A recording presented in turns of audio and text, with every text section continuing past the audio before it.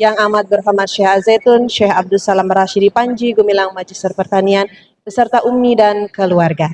Hadirin para tamu undangan yang saya hormati.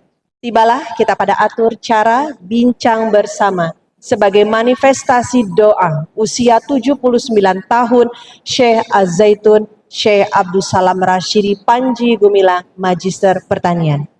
Alur bincang pada kesempatan ini akan dimulakan oleh Syekh Al-Zaitun yang kemudian diikuti dengan tanggapan dari para tamu undangan yang akan saya pandu selaku moderator. Sebagai pengantar bincang bersama hari ini, kami persilakan kepada yang amat berhormat Syekh Al-Zaitun, Syekh Abdul Salam Rashidi Panji, Gumilang Magister Pertanian.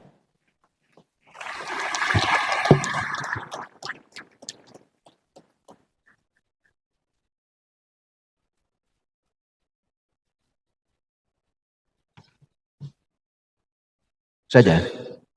Ya. Assalamualaikum warahmatullahi wabarakatuh.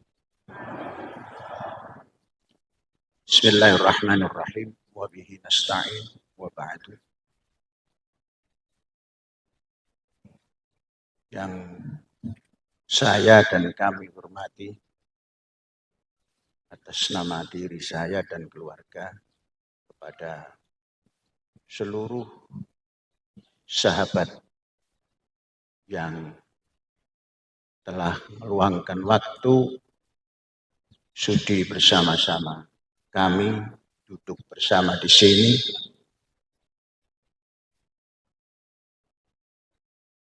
mengambil satu waktu yang mudah diingat, yakni tanggal 30 Juli, konon menurut orang tua diri saya dilahirkan, menurut catatan orang tua. Terima kasih Bapak dan Ibu. Tidak bisa saya lukiskan. Saya tidak menyangka dari kecil punya sahabat yang luar biasa. Dari kecil tidak menyangka. Hanya keinginan pada waktu itu, waktu kecil, ingin punya banyak kawan. Oleh orang tua, kawanmu adalah yang kamu bisa dekat dan kawanmu bisa dekat. Itu saja yang diwariskan orang tua.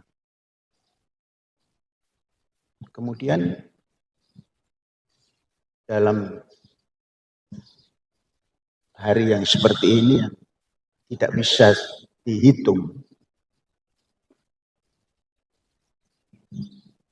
sekian banyak sahabat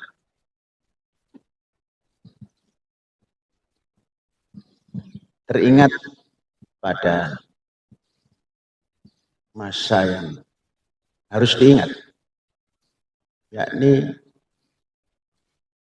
diri seseorang mengenal lingkungannya. Orang tua memperkenalkan sekolah di saat bangsa Indonesia belum banyak yang bisa bersekolah. Sekolah adalah barang yang mahal walaupun tidak dibeli.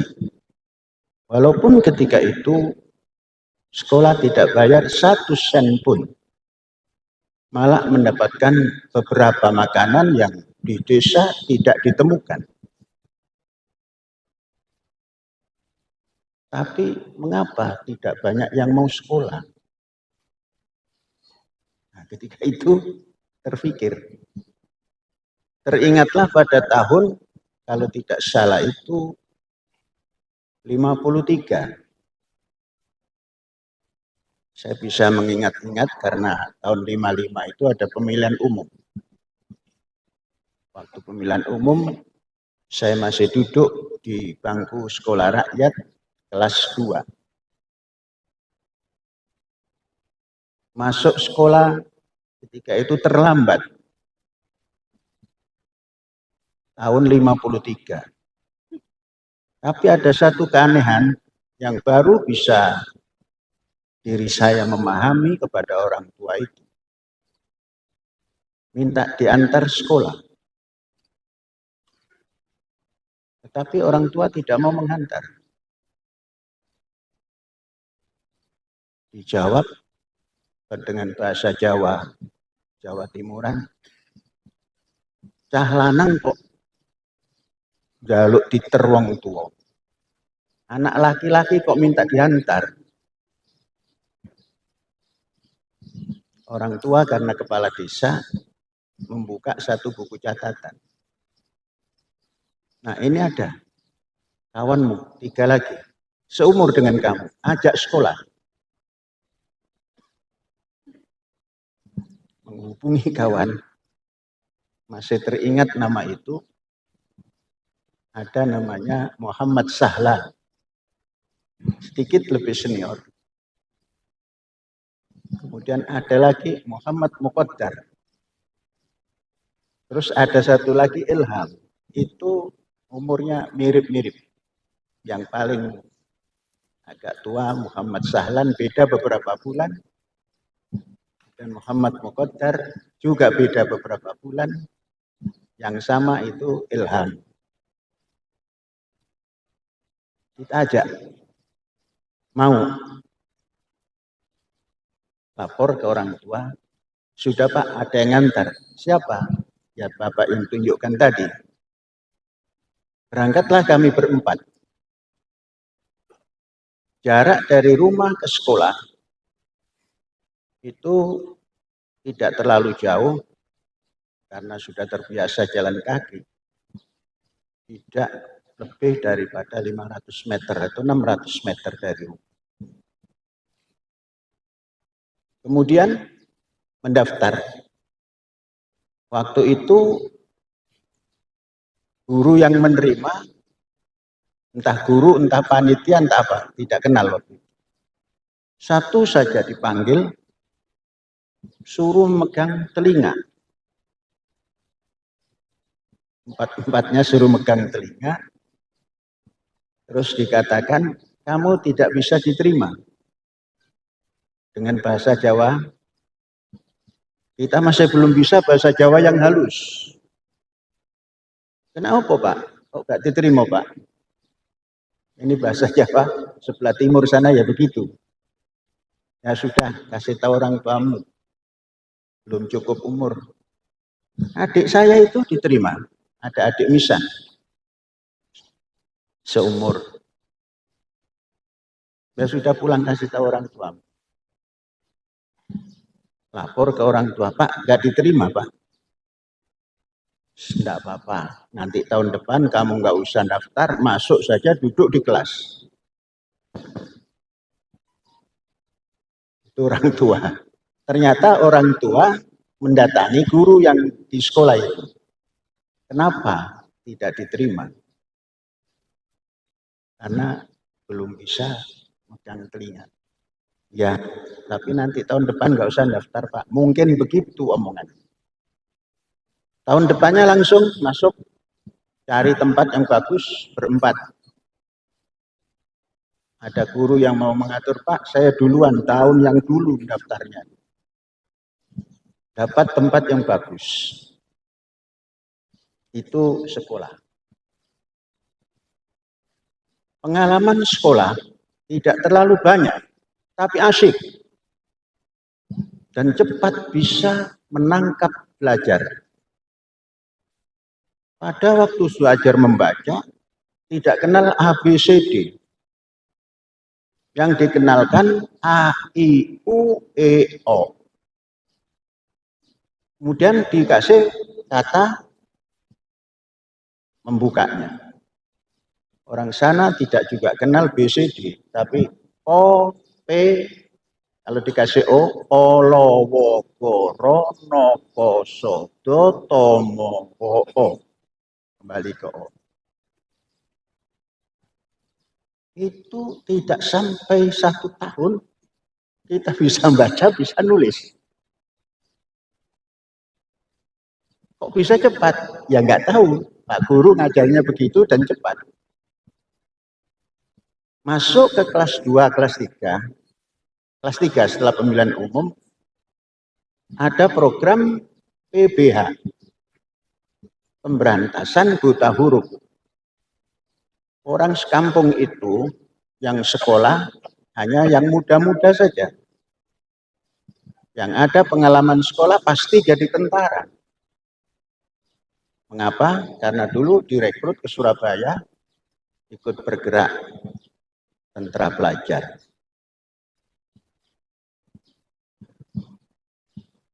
Orang tua, kita tidak tahu mengapa ini orang tua kok mempunyai pandangan yang seperti itu. Nah, nanti sore kamu mengajar.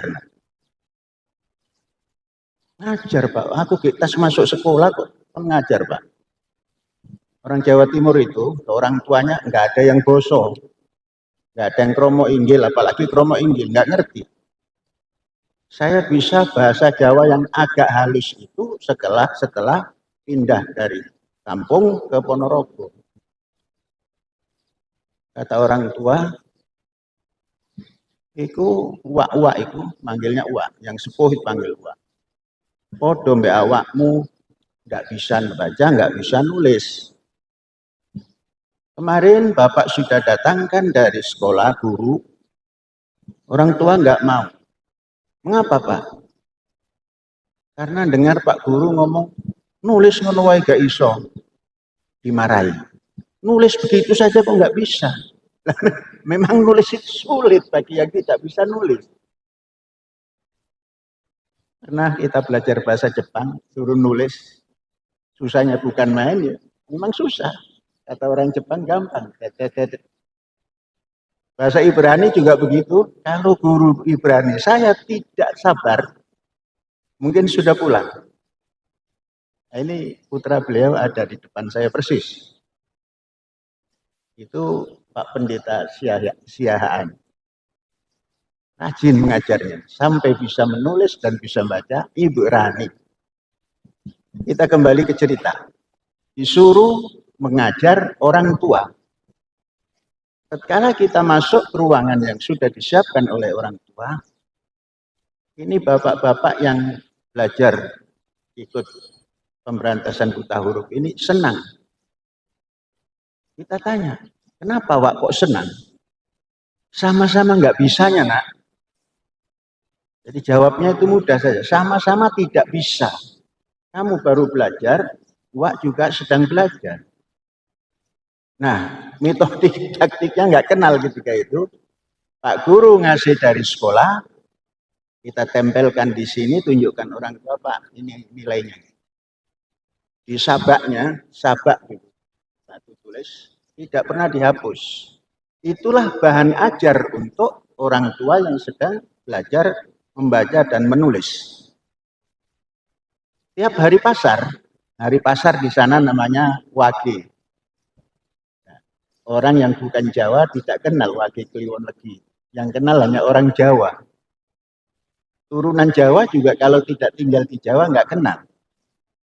Ibu Soekarno Putri ini, saya pikir nggak kenal walaupun putra Pak Karno. Wage Kliwon Legi Paingpon itu nggak kenal. Karena tinggalnya tidak di Jawa. Nah sudah. Setelah belajar, orang-orang ini ke pasar. Di sana ada penguji. Di pintu pasar ada PBH. Yang diuji apa? Bukan suruh baca, suruh nulis. Siapa yang mengajar kamu sekolah? Disebutlah nama kita. Loh, itu kan diarek-arek mulang.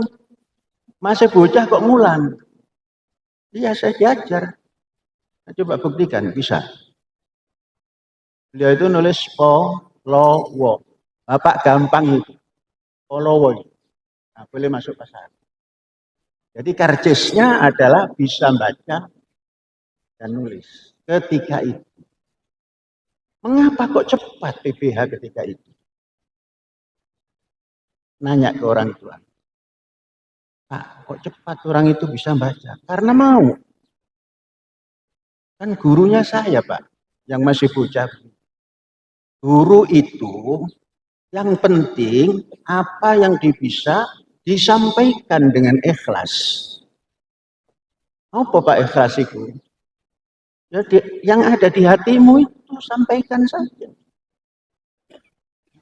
Itu pelajaran pertama.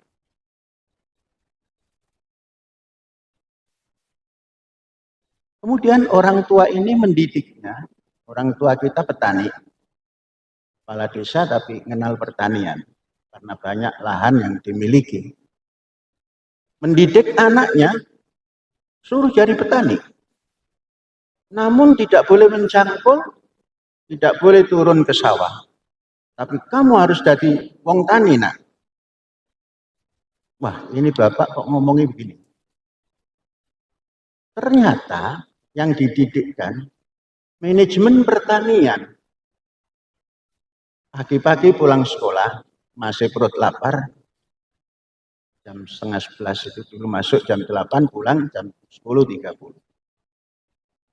Disuruh pergi ke sawah. Kurang lebih jaraknya itu 1 kilo. Nah, ada berapa orang yang kerja di sawah? Pertanyaannya cuma satu. Karena otak kita kalau ditanya satu ya jawab satu. Jalan, pulang lagi. Ada 5 orang, Pak. Siapa namanya?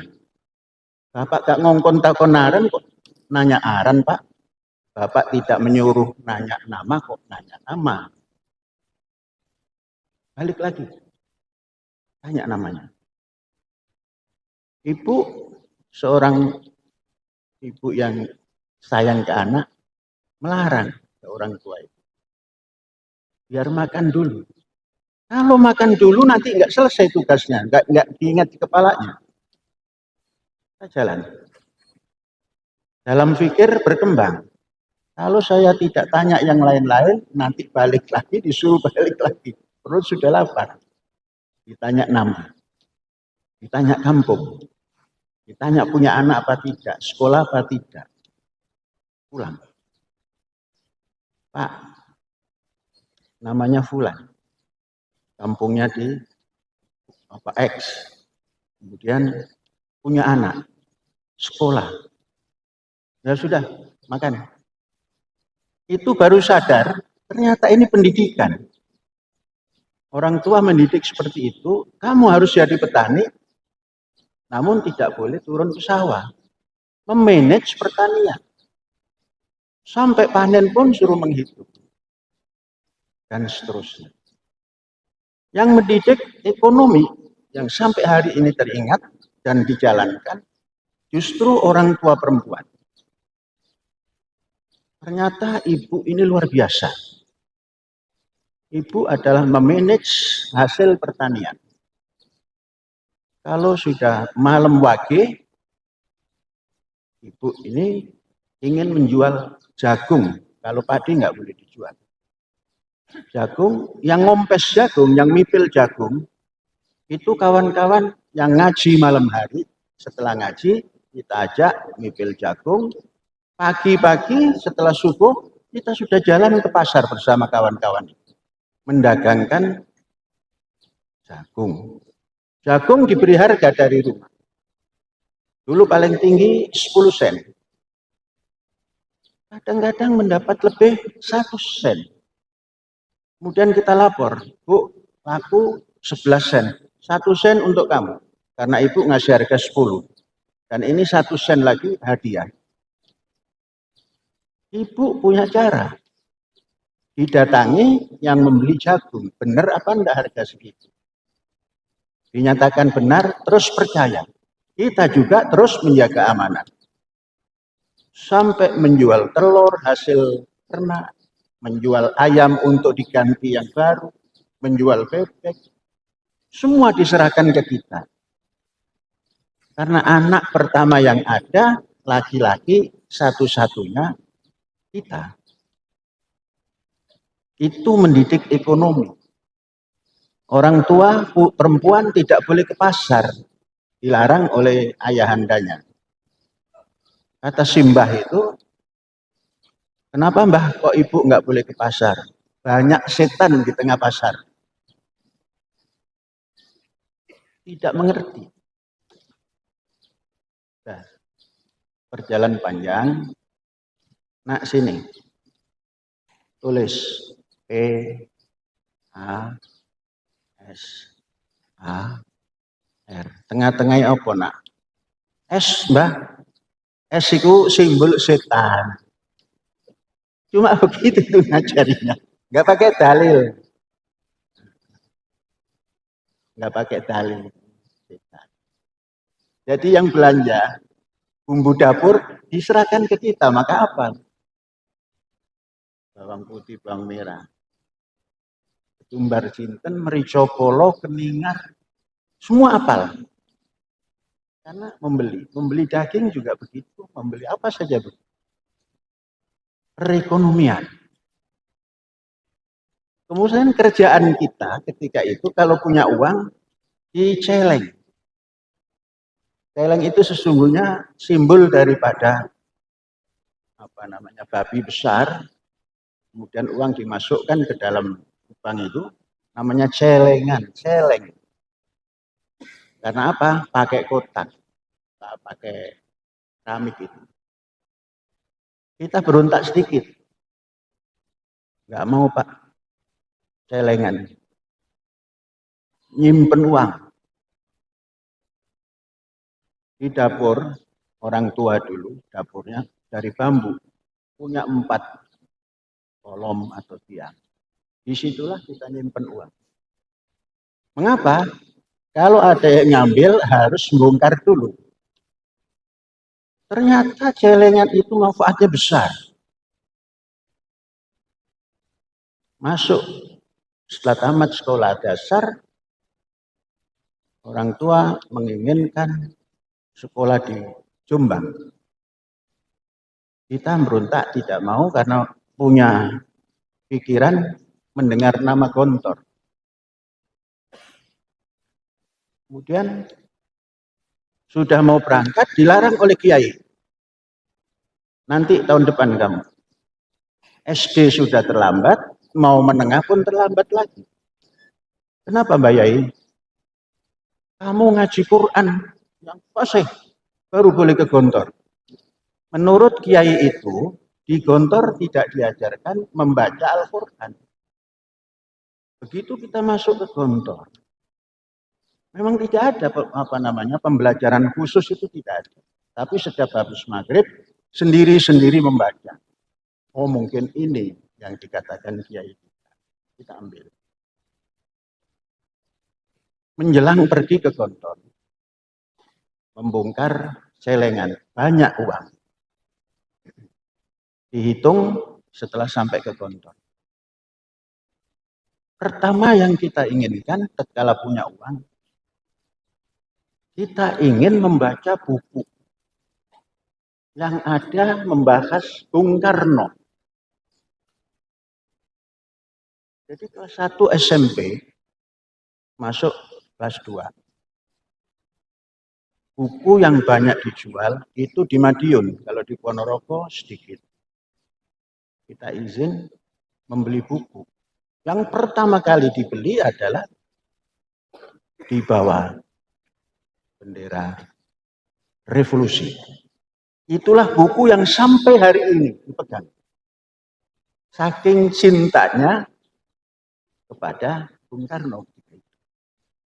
Mengapa? Tahun 57, kalau tidak salah, setelah orang tua pergi haji, ada Bung Karno mau ke Gresik, naik kereta api. Itu subuh-subuh, kami minta orang tua, Pak Presiden Soekarno mau masuk Gresik, Pak. Ayo kita salaman. Ternyata benar, kereta api dari Lamongan itu sudah pelan-pelan mau menuju Gresik. Pelan. Nanti turun di mana? Karena Gresik tidak dilalui, dijemput mobil. Di antara Gresik dengan Lamongan itu ada kecamatan yang namanya dekat. Disitulah orang berbaris ingin salaman dengan Bung Karno. Ingat orang tua, nak, mancik di pundak bapak. Mancik itu injaklah pundak bapak. Pak, nanti kualat. Gak kualat. Salaman. Dikepluk ini kepala itu. Entah ngomong apa beliau, senangnya bukan main, meloncat. Saking senangnya. Temu Bung Karno. Dalam fikir, kelas 1 SMP sesungguhnya sudah harus kelas 3 itu. Yang mau dibeli kok buku. Cetakan pertama kalau nggak salah. Disimpan sampai hari. Dan itu buku, walaupun cetakan ejaan jadul, terkadang masih harus merenung sedikit bacaannya.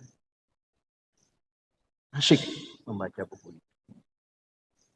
Maka pada ketika rame-rame orang bertanya, mazhabmu apa? Mazhab Bung Karno. Itu tatkala umur sangat sadar. Dulu membelinya belum terlalu sadar karena masih SMP. Tapi sudah ada di masjid ini orang bertanya, mazhabmu apa? Mazhab saya Bung Karno dalam perjuangan. Dan Pak Harto dalam ekonomi. Orang karena memang anti mazhab, selain mazhab yang dimiliki mereka, dipotong mazhab Bung Karno. Memang ada mazhab Bung Karno? Menurut saya ada dalam bidang perjuangan Indonesia. Yang tidak ada itu, orang ngaku mazhab Syafi'i, namun duduk membuat mazhab Abu Nawas. Coba perhatikan bapak-bapak di masjid-masjid itu. Yang ngaku mazhab Syafi'i, mazhab Abu Nawas yang dilakukan. Di dunia manapun nggak ada mazhab Abu Nawas. Tapi diikrarkan. Ilahi. Astulil firdausi ahla. Wala akbar. Ala naril jahim. Itu syair buatan Abu Nawas. Tapi untuk orang-orang yang ngaku mazhab Syafi'i, wajib itu dinyanyikan di masjid. Kita bilang sama kawan-kawan, itu mazhab Abu Nawas, jangan diganggu, nanti rame. Ini cerita sampingan. Pada tahun 65, terjadi gerakan 65. Saya ada di kantor,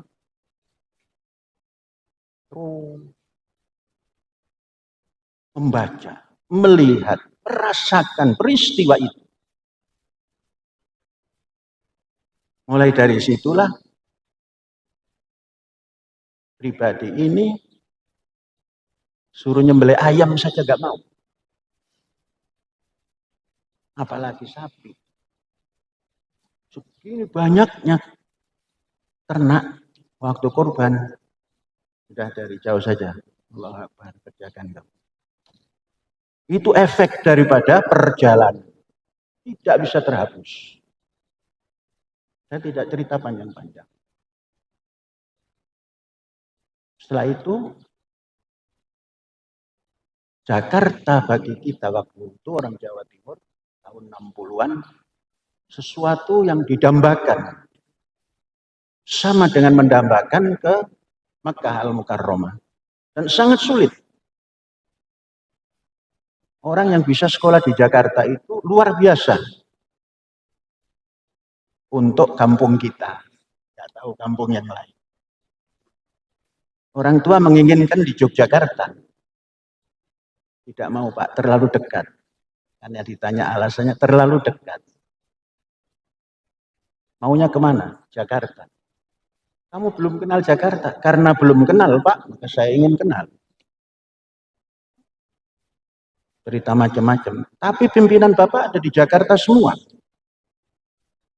Dulu Bapak itu partainya Masyumi. Pak Nasir CS itu, Burhanuddin Harahap, Awoto Mangkusasmito, Kasman Singotimejo. Senangnya itu tidur di tempat rumah orang tua. Yang sangat sederhana untuk ukuran hari ini. Lantai tanah. Amben cuma satu. Kalau beliau mau menginap, minjem hambal. Hambal itu oleh-oleh dari Mekah. Karpet lagi. Digelar. Tapi senangnya bukan main. Mandi, tidak ada kamar mandi. Adanya jublang. Jublang itu seperti empang. Mandi semua di situ. Berenang-berenang di situ. Ada yang bertanya, kok mau? Ya enggak tahu mau. Sampai terjadilah daerah situ Masyumi menang. Oh, begini caranya kampanye. Nah, kita bilang kepada Bapak, saya ingin ke Jakarta. Orang tua tidak menyetujui. Tapi pimpinan Bapak ada di Jakarta yang dulu ke sini. Nanti saya temui mereka itu. Juga tidak memberikan jawaban setuju. Kita pikir orang tua nggak setuju, jangan dipaksa. Karena nanti timbul yang tidak-tidak. Jalan. Kita punya tahu bahwa orang tua setiap bulan itu menjual padi. Kita datangi pembeli padi. Kasih surat.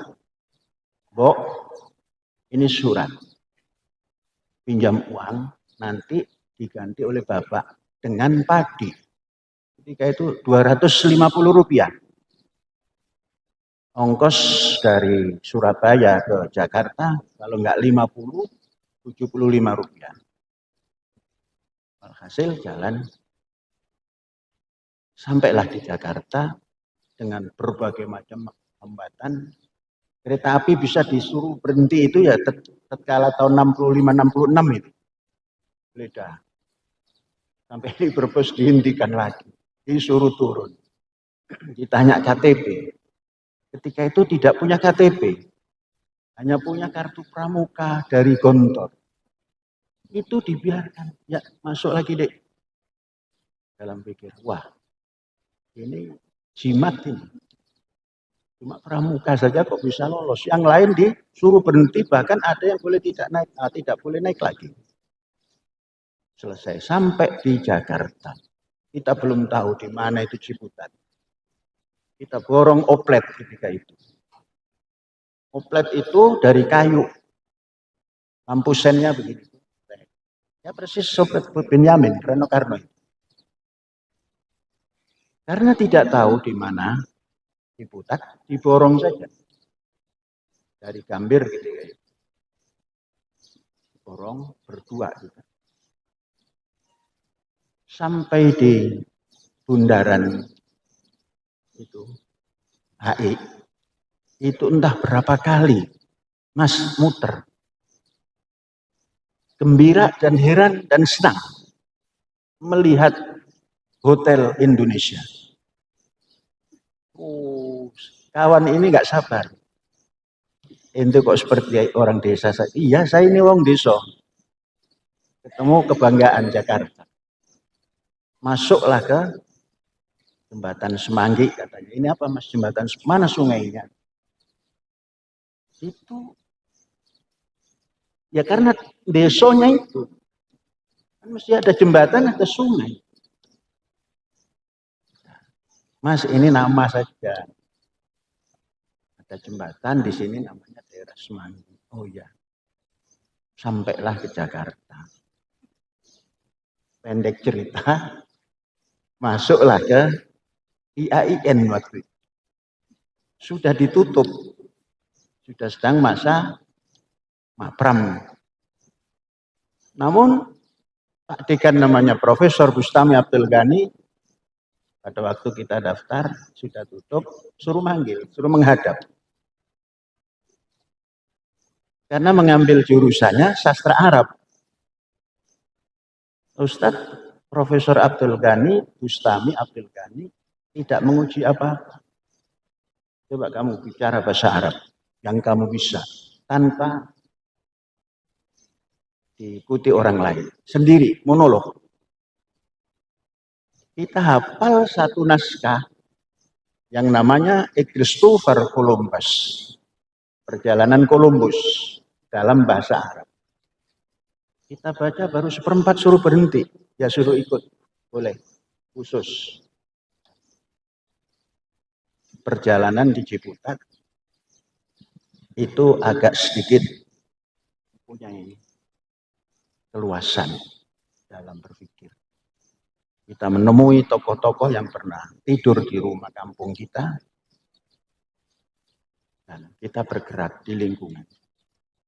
Tahun itu, Ciputat sesuatu yang tidak dimasuki oleh orang lingkungan.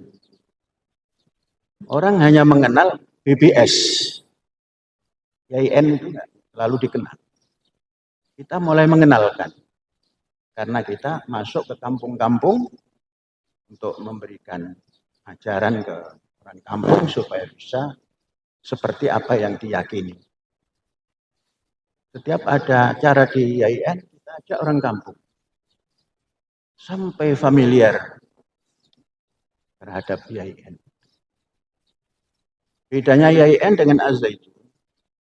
YIN ketika itu karena negara ya, tidak dikatakan sesat, walaupun macam-macam. Tapi kalau Az-Zaitun sedikit-sedikit ajaran sesat. Itu bedanya. Kalau tidak dikenalnya, lebih tidak dikenal YIN ketika zaman saya masuk. Az-Zaitun belum berdiri, sudah beribu-ribu tiap hari datang. Lebih dikenal.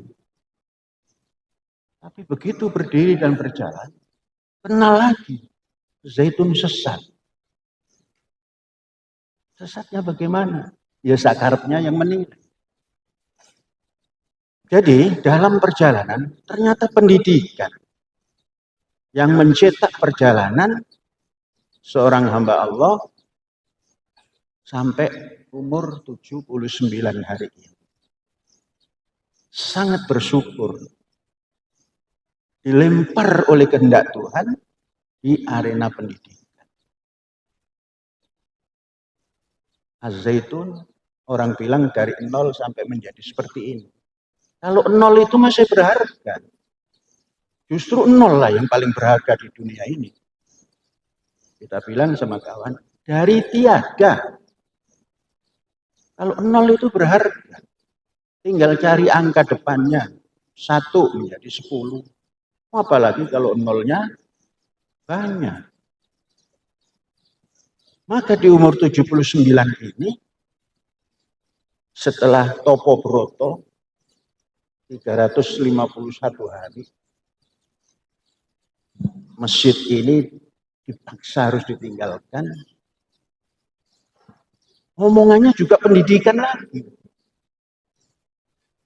Di dalam renungan itu, bangsaku ini apa bisa sampai tahun 45 itu menjadi cemerlang dengan ide-ide besarnya dan bangsanya menjadi bangsa yang terpuji. Kapan Indonesia ini menjadi Ka'batul Qusad wa Nujmatur Ruwat, menjadi titik sentral yang akan dihadiri orang dan dibicarakan orang tentang pendidikan. Sekarang dari masyarakat yang paling rendah sampai paling tinggi mendambakan sekolah unggulan, setelah itu masuk ke universitas unggulan di luar negeri. Padahal nyanyi kita, marilah kita berjalan Indonesia abadi. Bukan Indonesia harga mati. Indonesia abadi. Tapi pendidikannya menginginkan masuk ke terbaik di Amerika, di Inggris, dicetak oleh Amerika. Maka datang ke Indonesia, cetakan Amerika, merombak undang-undang dasarnya sendiri sampai tidak dikenal hari ini. Pancasila sudah hilang.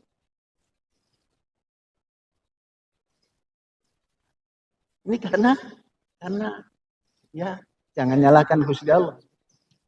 Karena kita ditakdirkan dilempar ke arena pendidikan.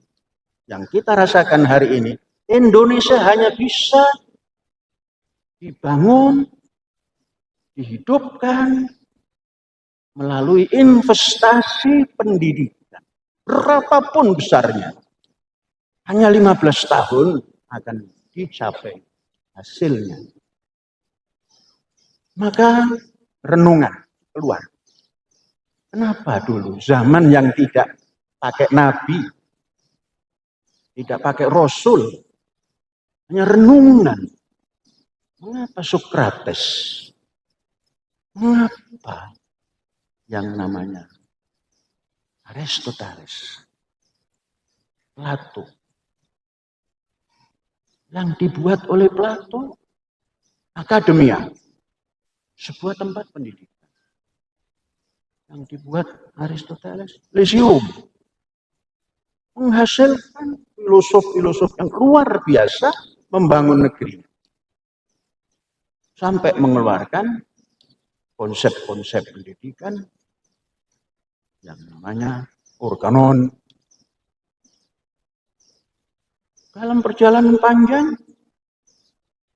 ada tokoh besar, Francis Bacon, mengeluarkan kontra organum menjadi novum organum. Dari organon ke organum. Deduktif, induktif. Perjalanan panjang. Sampai pada perjalanan tahun 25, belum bisa diterapkan di Indonesia. Harus gaya Indonesia, pendidikan Indonesia. Keluarlah teori untuk melengkapi antara organon dan novum, organum. Keluarlah teori novum, gradum dari Indonesia. Jadi Indonesia ketika itu nyanyiannya masih yang dilekarang oleh Bu Sud. Pada hari Minggu ku turut ayah ke kota, naik delman istimewa ku duduk di muka. Terus tuk tik tak tik tuk, suara sepatu kuda. Indonesia berjalan mulai daripada kereta kuda. Dan anaknya bangga. Karena duduk dekat sir yang istimewa. Sedangkan Jepang sudah pernah terbang melayang kemana-mana. Sialnya di bom atom saja. Maka tidak boleh membandingkan seperti itu. Sekarang harus bangkit secara revolusioner itu. Ya, transformasi revolusioner. Pendidikan. Pendidikannya jangan sekedar yang seperti sekarang. Entah berapa ribu yang dibangun. Tapi tidak terkoordinir. Mengapa? Indonesia ini negara kepulauan. Tidak bisa dibandingkan dengan Amerika. Maka orang yang memimpin Indonesia luar biasa. Satu kumpulan Eropa dipimpin oleh satu orang. Dan berpulau-pulau. Maka menyatukan pendidikan itu mumpung ada bahasa yang namanya daerah. Sentralkan di daerah. Sekarang ada 500 daerah. Buat asrama. Berapa luas? Tidak banyak. Hanya 3.000 hektar per asrama. Kali 500. Hanya 1,5 juta. Kita tidak menanam sawit di situ. Menanam pelajar supaya jadi pemimpin buahnya nanti. Itu yang kita katakan. Transformasi. Sekarang keluar sekolah. Ngantri untuk menunggu toko yang paling kecil. Memerlukan 15 tenaga.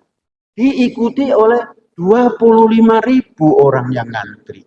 Menandakan bahwa tidak link and match yang digagas oleh Pak Wardiman. Jadi itu yang kita inginkan. Nah, sehingga 500 ini nanti koordinasinya, manajemennya lebih mudah daripada puluhan ribu yang ada di mana-mana, yang belum tentu ada gurunya. Oh, itu mahal, Pak. Tidak ada perjuangan tanpa biaya mahal, itu tidak ada. Pasti mahal. Tadi daripada uang itu dihambur-hamburkan yang tidak jelas, coba mari kita berhitung.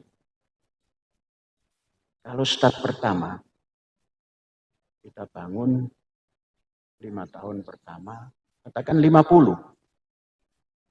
Biayanya andaikan biaya itu memerlukan sampai dengan gaji guru, sampai dengan uang saku pelajar, sampai dengan makan pelajar, dan lain-lain, itu satu kampus 10 triliun. Satu putaran kepresidenan itu kalau 1 tahun dibangun 10, 50 kampus. Sampai kepada 500 itu hanya 2,5 periode kepresidenan. Dan itu tidak sekaligus. Sekarang tinggal kemauan. Ini kemauan. Mengapa kita orang yang swasta yang ada di jauh dari kota berpikir itu, menginginkan itu? Karena punya janji kepada Indonesia. Hari-hari kita nyanyikan, marilah kita berjanji, Indonesia abadi. Itu janji. Jangan hanya janji yang tidak jelas. Ngomong inna sholati, wa nusuki, wa mahyaya, wa mamati, lillahi rabbil alamin. Itu yang membaca itu juga yang mengambil uang negara. Jadi janji kita itu pada Indonesia, mari kita berjanji Indonesia abadi. Maka frasa-frasa yang tidak seperti tuntunan yang ada, ini harus pelan-pelan dihapuskan. Seperti contoh NKRI, harga mati. Di mana itu sumbernya? Pakai harga mati sekali. Kapan majunya kalau sudah mati? Harga mati itu sekarang 3.500 pendapatan per kapita. Harga mati. Kalau Indonesia abadi, lain, sama sekali lain. Rujukannya ada. Bukan emosional. Menurut yang hari-hari ada di tempat pendidikan. Az-Zaitun ini swasta. Kalau sementara ini, ya kami bilang lumayan.